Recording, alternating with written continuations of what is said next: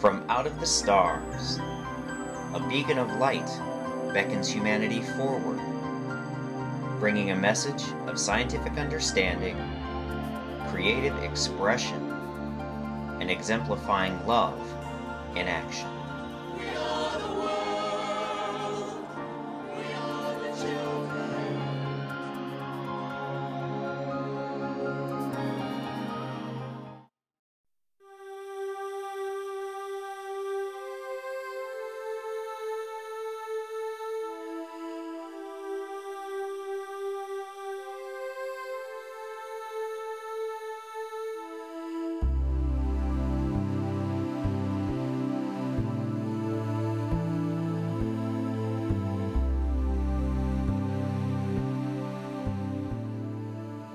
Lesson number 4 of the Advanced Lesson Course.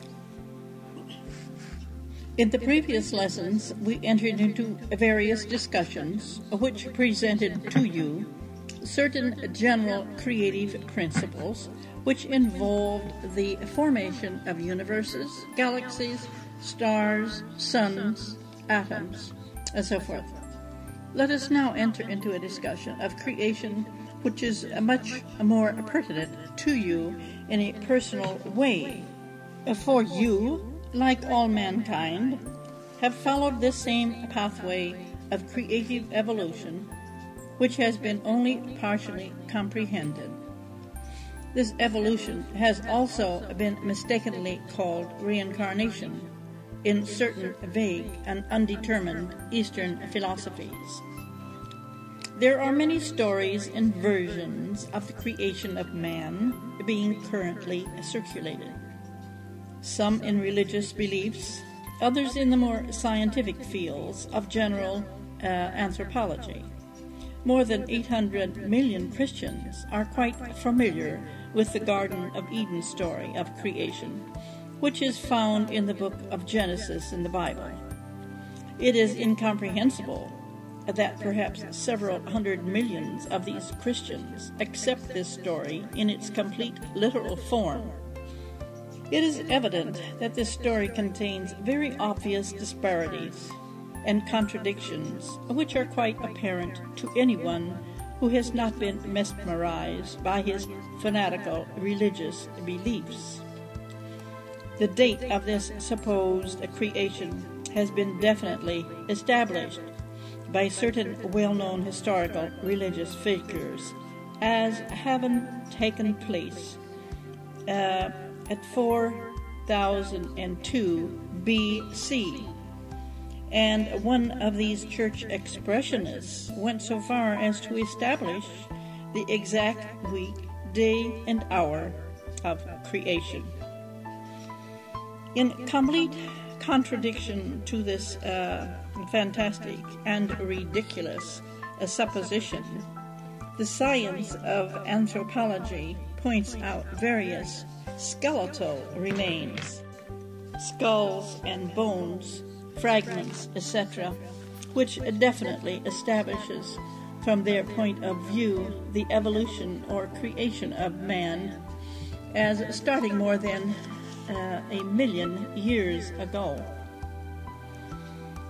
Pithecanthropus erectus, or the Java man, achieved wide notoriety some years ago as he walked about the jungle floor about 600,000 BC.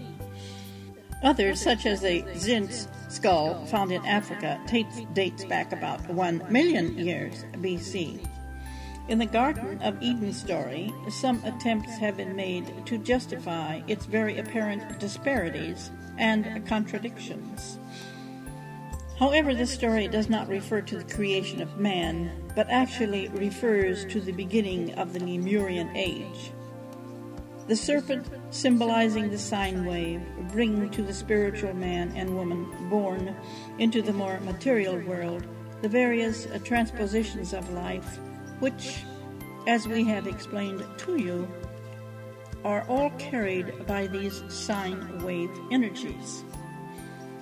Your 5 senses function as carriers or purveyors of these various waveform impulses, such as sight, sound, taste, smell, and touch. How utterly ridiculous, then, is the Garden of Eden story. Why would some fanciful god create a man from mud, then create a woman from a rib of this man, then, after they were created as man and woman, become extremely angry at them when they behaved as man and woman? And if he had not wanted them to be fruitful and bear children, then where would he get his 144,000 selected from the countless billions who have swarmed upon the earth?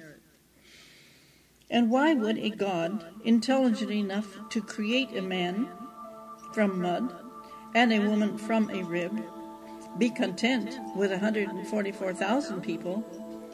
For by comparison to our many large American cities, this god would be much less in stature than any one of the mayors of these cities. While we are asking questions on these religious beliefs, what happens to the countless millions of sinners who have been forgiven by the various Catholic priests and should be, theoretically, just as fit as anyone to live in the supposed heavenly city of Jerusalem? In view of these many apparent contradictions in both the creation and the ultimate evolution of mankind, Christianity, like all other religions, becomes a tinsel fabric of lies and suppositions, unfounded and entirely unrealistic. Science also, in any of its various branches, such as anthropology or biological evolution, is quite incomplete. For instance, Darwinism, which won such wide acclaim in the beginning of the 20th century, postulates the theory of evolution as a set of certain factors such as environment, heredity, natural selection, etc., as being the dominant factors of evolution, and which presupposes all such evolution as taking place on the surface of the earth, or the third material dimension. Whereas the truth is, old forms of evolutionary changes seen in the various fauna and flora of this earth are only surface appearances or byproducts of a great and continuous spiritual evolutionary metamorphosis, which is taking place in the adjacent dimensions. Like all other plant and animal species, a man also does not have a beginning or a starting point. Such a starting point would relate to the actual beginning. You, like everyone else, started your life and evolution at some different and undetermined point in the vast spiritual cosmogony. Starting with such comparative simple energy aggregates as the atom, these began a certain cyclic fourth-dimensional evolution, resolving first into a small vortex of energy which re-expressed itself in a common terminating point in the third dimension as a cell, such as might be seen in the common amoeba. These fourth-dimensional vortexes, each expressing cell structures, then began to spiritually evolve or to combine themselves, forming grooves and cells. These groups of cells began forming certain plant and animal life as the terminating third-dimensional expression. On the fourth-dimensional side, these various group vortexes again combined and recombined to form more advanced species of plant and animal life on the third-dimensional side, or Earth life. At this point, a very definite principle enters into our hypotheses. This principle is called polarization. When any of these plants or animals, which were so expressing their Earth life as a common terminating point for these fourth-dimensional aggregates, which we will call the psychic anatomy, they were being subjugated by certain energy waveforms called harmonics.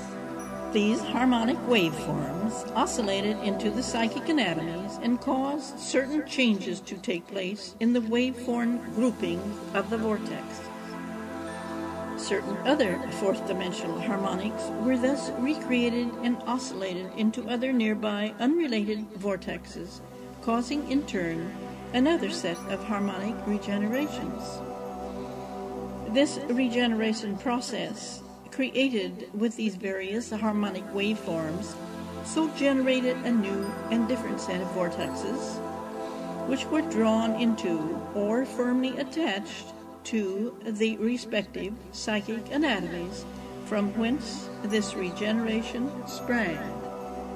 Thus the psychic anatomy grew and evolved, and over periods of thousands of years of Earth time, any plant or animal was able to evolve or change its physical Earth-life appearance and habits. This is the true pattern of evolution. It is taking place today just as it has always been taking place since the beginning, and there is actually no beginning. We are only assuming a certain theoretical point of beginning.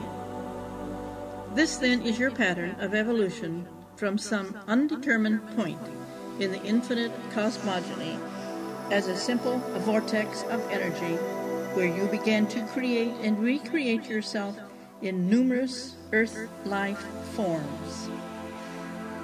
As you followed this pattern, you drew into your ever-expanding psychic anatomy the various attributes of Earth-life expressions, which were always regenerated by the various environmental conditions, experiences, etc., in these numerous Earth-life expressions.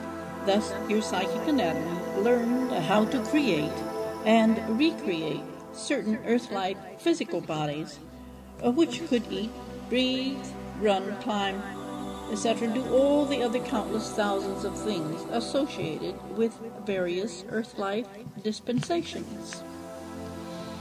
Finally, your psychic anatomy began to evolve into another and somewhat different position to the infinite cosmogony. These various Earth-life experiences, while they were being compounded as waveforms in your psychic anatomy, began to regenerate a sort of a second psychic anatomy. This second psychic anatomy, or vortex, began to draw into itself various and different intelligent oceans, which were being expressed from the center of the vast infinite cosmogony. After a long period of regeneration, this second psychic anatomy grew into the proportions of what we call the superconscious, or the higher self. In more advanced personalities, the superconscious is actually an individual facsimile of the entire infinite cosmogony. However, in the case of most people, this superconscious has been only partially developed and has not yet become the dominant or expressive psychic anatomy. It is through this superconscious psychic anatomy that any person begins to function in an infinite way.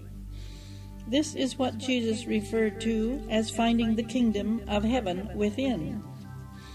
The Father, or Christ, was, of course, the superconscious self, which dwells or lives in the vast infinite cosmogony or kingdom.